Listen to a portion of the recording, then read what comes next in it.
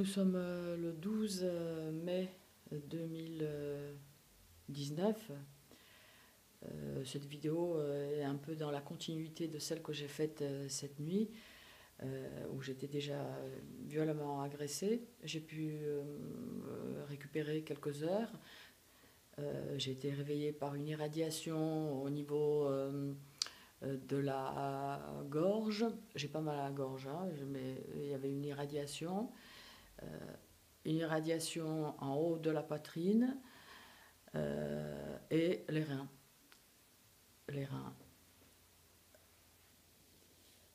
Euh, Là, l'irradiation et la tête est serrée extrêmement fortement par un étau invisible et les gencives sont irradiées. Alors, je ne sais pas s'ils ont eu un nouveau joujou, les criminels alentours. Il s'agit bien d'un criminel alentour, pour le moins un qui est de service. Euh, euh, Tout à l'heure, j'ai entendu un bruit de chasse et il y a eu un creux dans la douleur. Donc, il est à supposer que la crapule de service eh bien, est allée aux toilettes et a dû lâcher les manettes de son arme à énergie dirigée. Euh,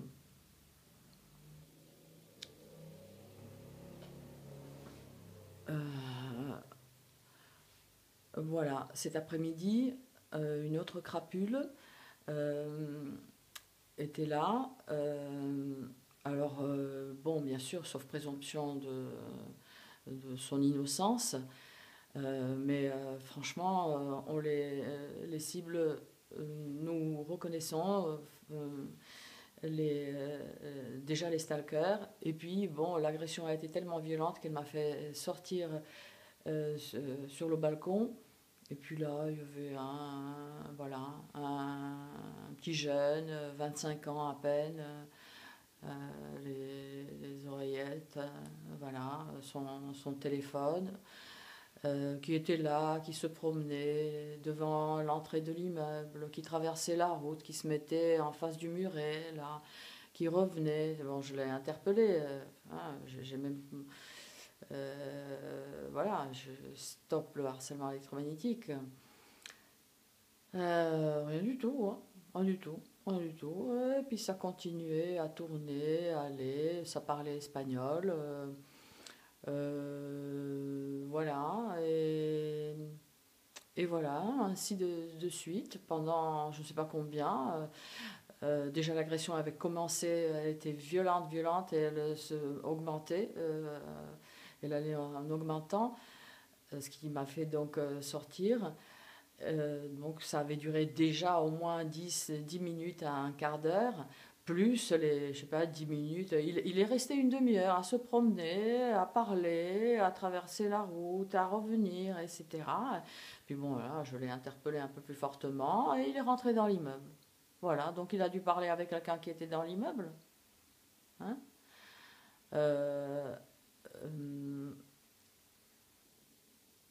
voilà, il se peut fort bien que j'étais cible donc de l'agression de la part de cette personne et que je m'étais retrouvée entre donc deux tirs d'énergie dirigée. Il y a d'autres cibles qui ont remarqué qu'il y a même un certain angle, etc. Alors je ne sais pas. Là, d'après ce que j'ai pu comprendre, ben, cette personne qui se promenait, qui parlait avec quelqu'un dans l'immeuble, visiblement, hein, qui d'ailleurs doit habiter dans l'immeuble, il me semble le reconnaître, bien, voilà, était probablement en connexion avec un autre agresseur, avec un autre criminel. Hein. C'est une criminalité lourde, une criminalité où on agresse quelqu'un qui vous a rien fait. Hein. On prend quelqu'un, on le chosifie totalement, voilà, on va la torturer. Celle-là. Allez, cap. Voilà. Euh, donc on torture par les armes à énergie dirigée, euh, par des dispositifs d'attaque à distance, hein, que une association qui s'appelle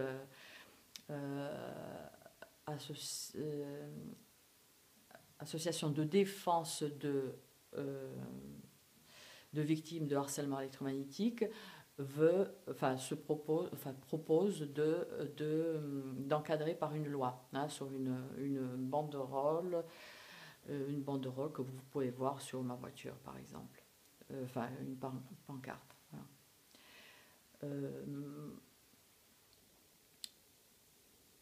Une criminalité dont chacun de vous pouvait être cible, dont vous êtes peut-être déjà la cible et que vous ne savez pas ce qui vous arrive, ce que c'est, cette douleur qui surgit de nulle part et qui s'en va aussi.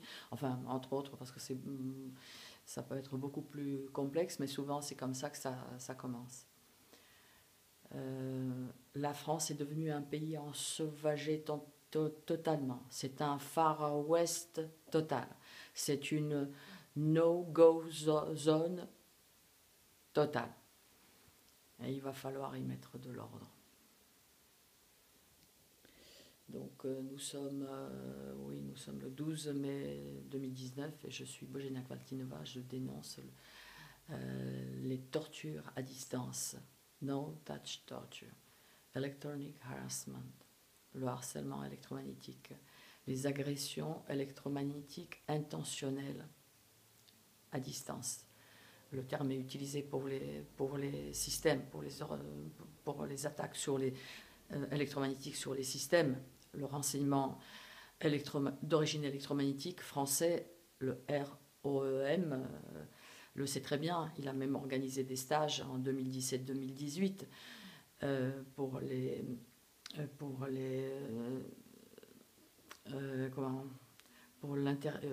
agents de l'intérieur et du ministère de la Défense aussi. Enfin, les agents, on ne dit pas ça, enfin, chez nous, mais c'est ça. Voilà, ces agressions existent et bien évidemment, ce qui peut griller un ordinateur, une agression électromagnétique puissante par des micro-ondes, ça peut griller un être humain.